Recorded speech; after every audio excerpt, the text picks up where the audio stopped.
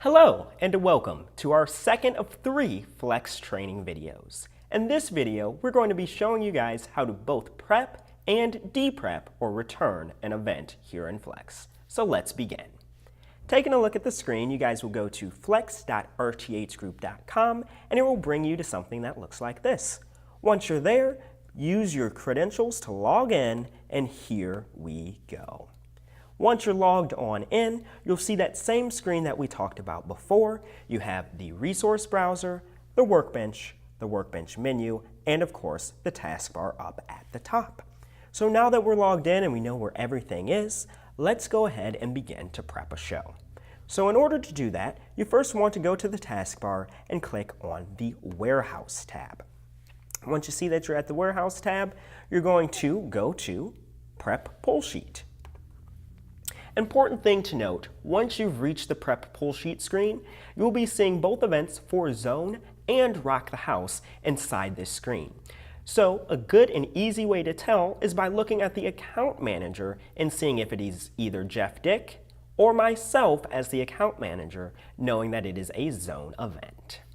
So now that we're on in here, we see this entire list of different events. Today, we're going to be prepping the one that says Zone Flex Training. So we're going to go ahead and double click on that, and it opens it up into a new window on the workbench. We see a lot of different information has been located here, but what we want to do first is separate this. Do we see how this tab here where it says last scan is really large? So what we want to do is drag this over to this side here to allow us room to see for everything that we're prepping. We also want to go ahead and expand the notes section as well, because oftentimes we'll be able to find different notes for our events and for things that we are prepping. We see that the pull sheet is split up into several different sections. We have the audio section, the video section, and the miscellaneous section as well. Every pull sheet will look slightly different and will be split up into different sections differently.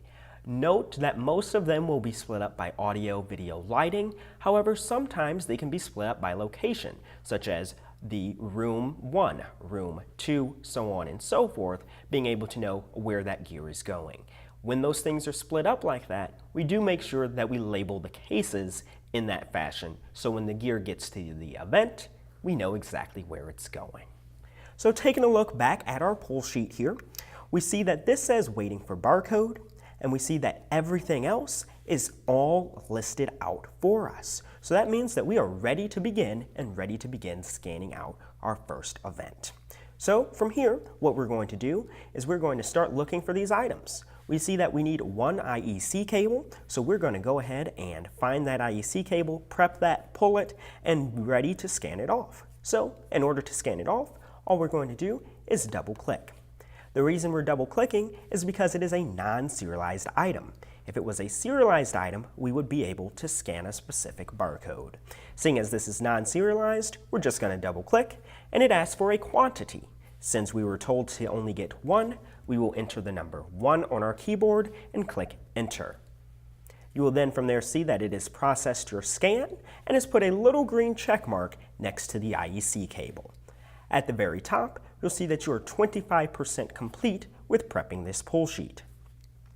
Let's see, it looks like we also need some batteries. So again, non-serialized item, we will double click.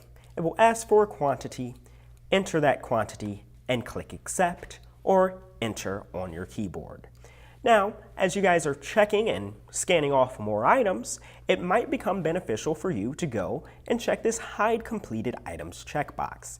As you see, we have a whole bunch of different green check marks over here. If we click Hide Completed Items, those green check marks now disappear and allows us to focus on what is left on the list. So now that we have prepped all of our non-serialized items, it's time to start prepping those serialized items. Of course, you don't have to do it in this order. This is just how we're showing you today. So we see that we need an NL8 coupler and we also need an EtherCon coupler. So we're going to go ahead and find our serialized NL8 coupler. Now that we found one, we are going to go ahead and give it a scan. Once you scan it, you'll see it appears, that number appears in the barcode field.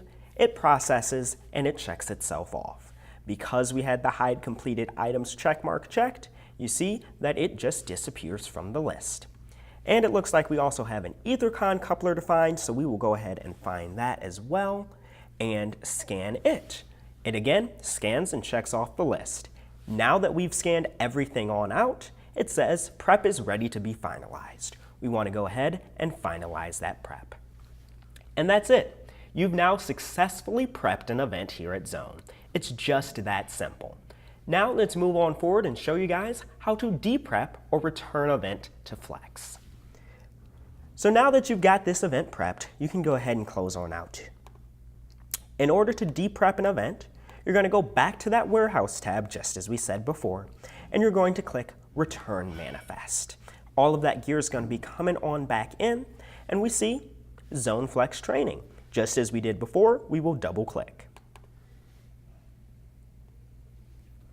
That has now opened on up that manifest and is ready to be returned. You'll see that we have quantities next to all of our different items, but some of them show a special stencil next to it as well. This stencil here indicates exactly which item was sent out to that event. So sometimes if something doesn't return, or if we just can't find it at that moment, we'll be saying we're looking for NL8 coupler 0001. That means this is barcoded number 1, and that's the one we're looking for. So in order to return all of these items, we will simply give them a scan. We'll scan in our NL8 coupler like this. We'll scan in the EtherCon coupler just like that.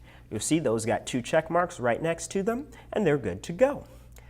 We can also click the Hide Completed Items section as we did before, hiding those items right on away and leaving us just with the items that are remaining to be deprepped. From there, we have our IEC cables and our batteries. These again, being non-serialized items, simply allow you to double-click on them, type in the quantity, and then it is returned. Same thing with the IEC cable here. We have 1, and just like that, it is returned. Again, you get that same message saying that this return is ready to be finalized. So you click that Finalize button, and everything has been returned on back. In some circumstances, however, all gear won't come back from an event, or might just be misplaced. We want to be able to know that these items have not been returned. So in order to do that, you simply log on into your Zone Experience account and complete the Incomplete Warehouse Task form. That will notify both myself and any other manager who needs to know of unreturned gear. If for some reason you cannot complete a return of the event, please be sure not to finalize the return, as the return has not been finalized until we find all of those different items and bring them back on home. Well, that's it. Now you guys know how to prep and deprep an event right here inside of Flex. Looking forward to seeing you guys in video number 3.